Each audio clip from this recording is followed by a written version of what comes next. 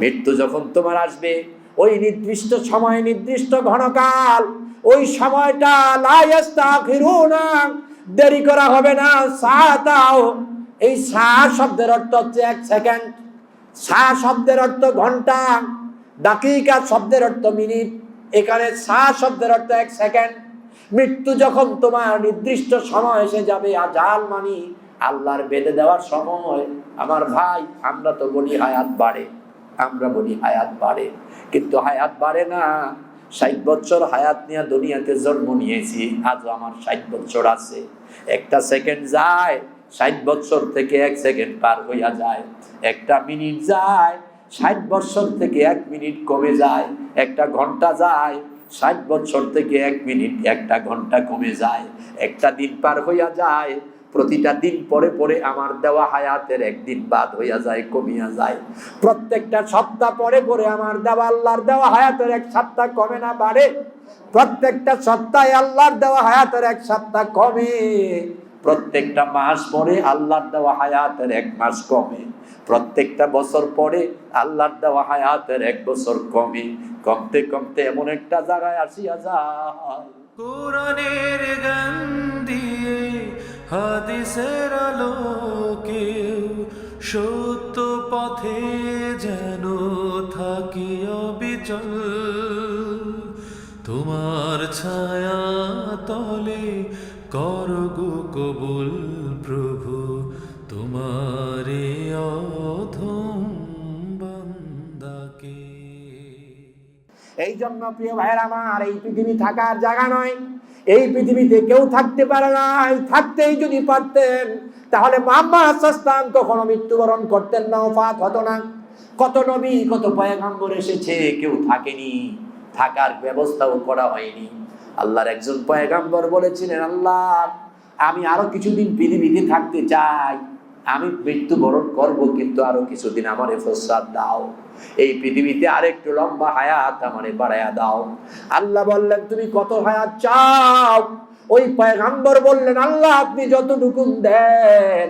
বলা হলো, জান্নাত থেকে জিবরাইল আলাইহিস সালাম একটা লাল মুষ্টি মোটা পশম, ঘন পশমের ওট নিয়ে তোমার সামনে আসবে। তুমি তোমার হাত দুইটা দিয়া ওটটার গাটা বুলাবে, যেই দিকে যত দূরে যায় সবটা শরীরে হাতটা দিয়া মেসেজ দেবে। তোমার হাতের নিচে যতগুলো পশম হবে, এক একটা পশমের জন্য 70,000 বছর হায়াত দেওয়া হবে। চলবে কিনা? চলবে কিনা? পয়গম্বর চিৎকার করে বলে, রব্বুল আলামিন, এরপরে কি হবে? আল্লাহ বলেন, এরপরে তোমার মৃত্যুবরণ করতে হবে, কারণ কুল্লু নাফসিন যায়িকাতুল মাউত, লা মাউজুদা ইল্লাল্লাহ। পয়গম্বর চিৎকার করে বলে, রব্বুল আলামিনের মানে মৃত্যু থেকে বাঁচা যাবে না, মৃত্যুবরণ করতেই হবে। আল্লাহ বলেন, হ্যাঁ করতেই হবে। পয়গম্বর বলে, রব্বুল আলামিন নির্দিষ্ট সময় আমারে মৃত্যু দেন, কারণ মৃত্যুর পরের নিয়ামতগুলো আমার জন্য অপেক্ষা করছে। এই জন্য ইযা জা আজালুহুম লা ইস্তাখিরুনা সাআতাও ওয়া লা ইস্তাকদিমুন। মৃত্যু যখন আসবে 1 সেকেন্ড আগেও না, 1 সেকেন্ড পরেও না। ইযা জা আজালুহুম লা ইস্তাখিরুনা সাআতাও।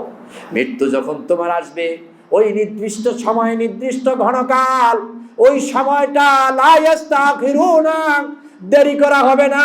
সাআতাও, এই সা শব্দের অর্থ হচ্ছে 1 সেকেন্ড, সা শব্দের অর্থ ঘন্টা, দাকিকা শব্দের অর্থ মিনিট, এখানে সা শব্দের অর্থ 1 সেকেন্ড। মৃত্যু যখন তোমার নির্দিষ্ট সময় এসে যাবে, আজাল মানি আল্লাহর বেঁধে দেওয়ার সময়। আমার ভাই, আমরা তো বলি হায়াত বাড়ে, আমরা বলি হায়াত বাড়ে, কিন্তু হায়াত বাড়ে না। 60 বছর হায়াত নিয়ে দুনিয়াতে জন্ম নিয়েছি, আজও আমার 60 বছর আছে। একটা সেকেন্ড যায়, 60 বছর থেকে 1 সেকেন্ড পার হইয়া যায়। একটা মিনিট যায়, 60 বছর থেকে 1 মিনিট কমে যায়। একটা ঘন্টা যায়, 60 বছর থেকে 1 মিনিট 1টা ঘন্টা কমে যায়। একটা দিন পার হইয়া যায়, প্রতিটা দিন পরে পরে আমার দেওয়া হায়াতের একদিন বাদ হইয়া যায়, কমিয়া যায়। প্রত্যেকটা সপ্তাহ পরে পরে আমার দেওয়া আল্লাহর দেওয়া হায়াতের 1 সপ্তাহ কমে না বাড়ে?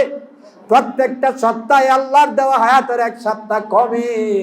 প্রত্যেকটা মাস পরে আল্লাহর দেওয়া হায়াতের 1 মাস কমে, প্রত্যেকটা বছর পরে আল্লাহর দেওয়া হায়াতের 1 বছর কমে, কমতে কমতে এমন একটা জায়গায় আসিয়া যায় আর 1 মাস 1 বছর 1 সপ্তাহ 1 দিনও সময় থাকে না। ওটা 1 সেকেন্ডের কাছে যখন এসে যায় এটাকে বলা হয়েছে আজাল। ওই মৃত্যুর 1 সেকেন্ড যখন বাকি হইয়া যায়, লা ইস্তাগফিরুন, ওই নির্দিষ্ট সময় থেকে 1 সেকেন্ড বাড়ায়া দেওয়া হয় না। ওয়ালা ইস্তাকদিমুন, দুনিয়ার মাস্তান, দুনিয়ার বিরোধী দল, ইসলাম বিরোধী কাফের মুশরিকেরা তোমারে যতই মারার চেষ্টা করে রে বান্দা, মৃত্যুটা 1 সেকেন্ড আগাইয়াও নিতে পারে না। লা ইস্তাগফিরুনা সাআতাও ওয়ালা ইস্তাকদিমুন, আল্লাহর বেঁধে দেওয়ার সময়ের 1 সেকেন্ড আগেও না, 1 সেকেন্ড পরেও না রে বান্দা। মরতে তোমাকে হবে, কবরে তোমারে যাওয়া লাগবে, থাকা লাগবে। বলবা তোমারে আগুনে পোড়ায়া ছাই করে উড়াইয়া দিছে, ও বান্দা পানিতে ভাসাইয়া দিছে, কেটে মাছের পেটে দিয়া দিছে, অসুবিধা নাই। মানুষের কবর কোনটা এটা বোঝা লাগবে। যার শেষ পরিণতি যেখানে, ওইটাই তার কবর।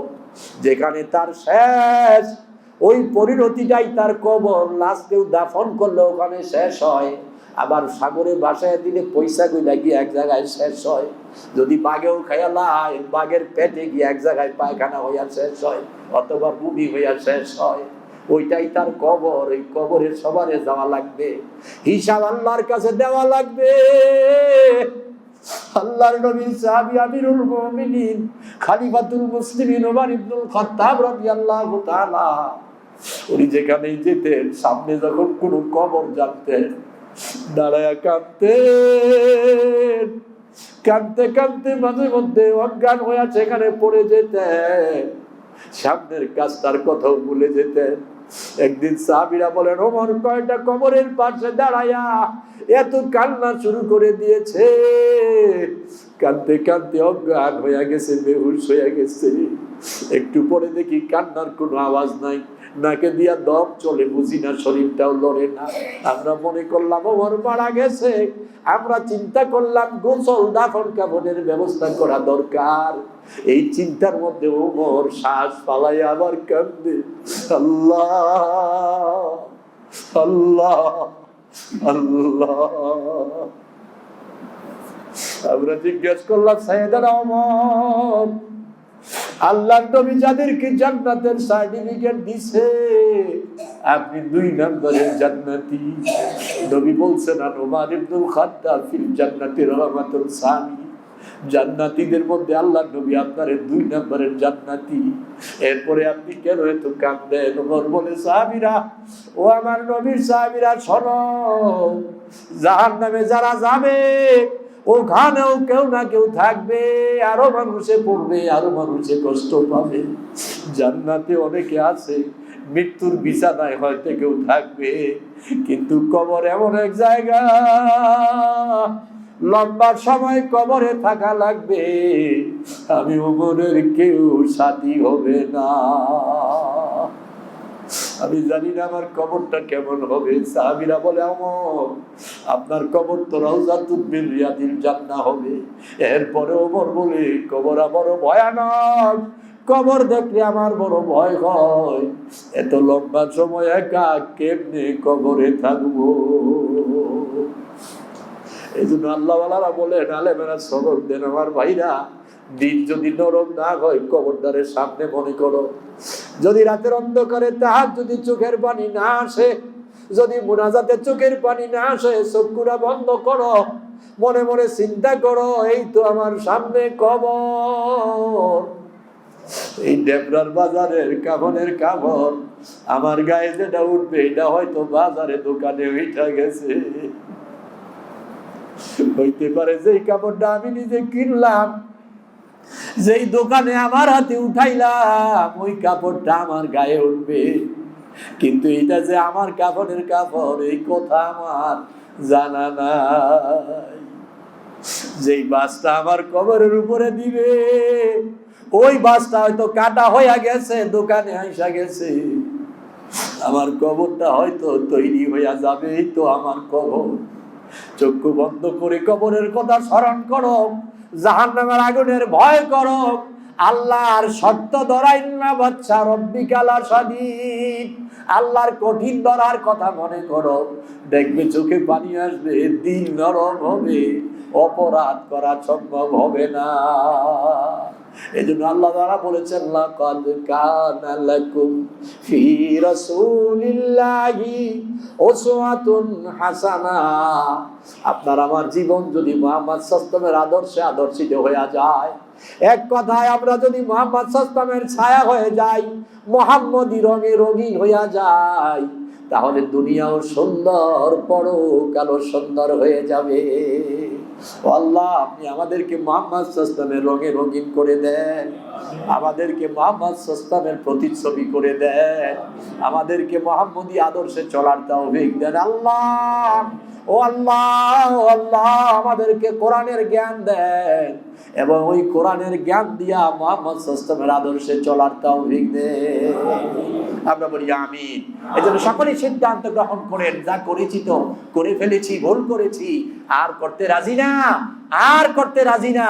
আল্লাহ, আমাদেরকে নতুন করে জীবন দাও, সুন্দর আখলাক, মুহাম্মদী আখলাকের উপরে চলার তৌফিক দাও। আমরা বলি আমিন।